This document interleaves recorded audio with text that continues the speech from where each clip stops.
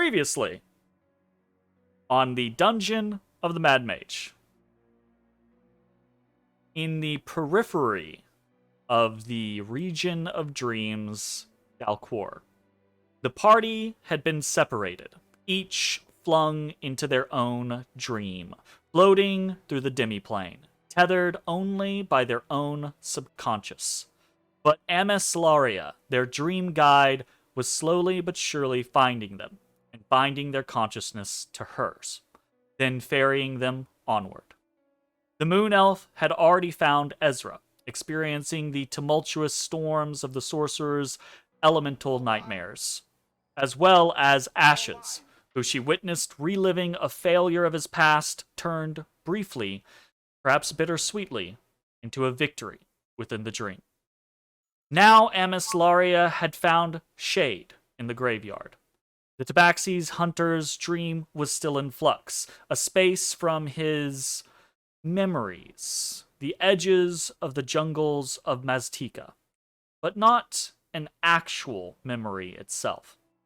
A fantasy, a possibility, a chance to be something else, something more. Bones' mind had hatched a plot for his old tribe to make himself renowned.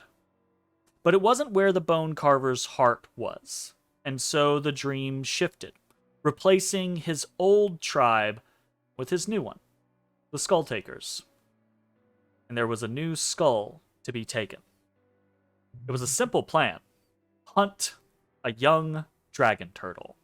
Stealth, strength, cunning, timing. It needed all of those. And it worked. Mostly. Though the dream did fight them a bit. But for the most part, it worked. Blarg grabbed the dragon turtle's tail, groin, stunned it with a heavy blow to the head, and Pibble and Bones cut the creature's head off. But the thing began to sink into the aqueducts beneath it.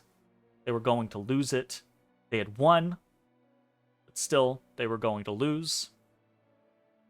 And then a dragon roared overhead, and the dream shivered. The melty terrain sagged under the weight of the flexing dreamscape. Warden Dragger had come. A figure from Bones' past, a thorn in the side of his old tribe, now presenting itself as a complication. I lost my place. My eyes failed me. I apologize. In a moment. Sometimes it happens. Sometimes it do be that way. Presenting himself as a complication.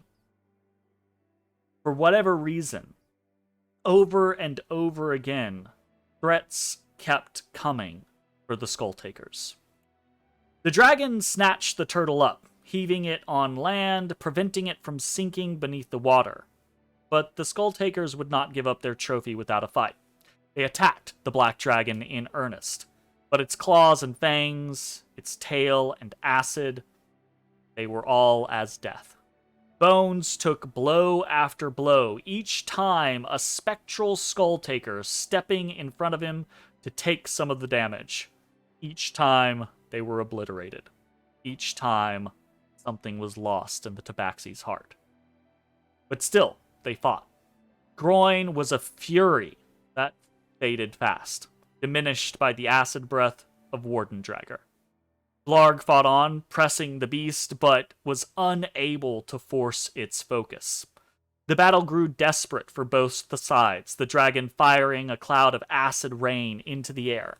It focused on Bones now, the dream at the helm, steering the dragon's eyes, trying to put down the dreamer that sought to master it. The rogue gambled, streaking into the rain, his fur burning beneath its acid, to deliver a hefty blow. A non-fatal hefty blow. The dragon turned on him, claws and fangs scoring through him, rending his vitality from the dream. But Bones was not alone. The point of a tribe was so that you didn't have to struggle alone.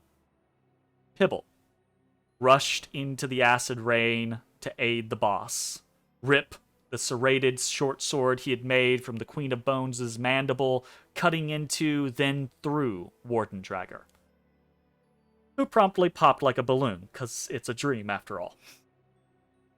The dream diminished, faded. Amislaria had bound Bones. The Tabaxi had succeeded. In more ways than one, perhaps. Because the strangeness of his dream had been contested by a dark presence before it had started. A looming serpentine threat in his mind. But during the dream, just for the briefest moment, it had bent to his will, and he'd reached in and touched the heart of Warden Dragger. Who knew what that would mean in the end? But for now, the trio moved, guided closer to the center of Dalquor, toward their waiting ally, Matashtai. One last dream before they breached the center, before the search for Valenna began in earnest. Hey everybody, thanks for watching. If you enjoyed the video, consider leaving a like, commenting, or subscribing. It really helps me out. If you'd like to see me live, head over to my Twitch at twitch.tv/thedistanthorizon.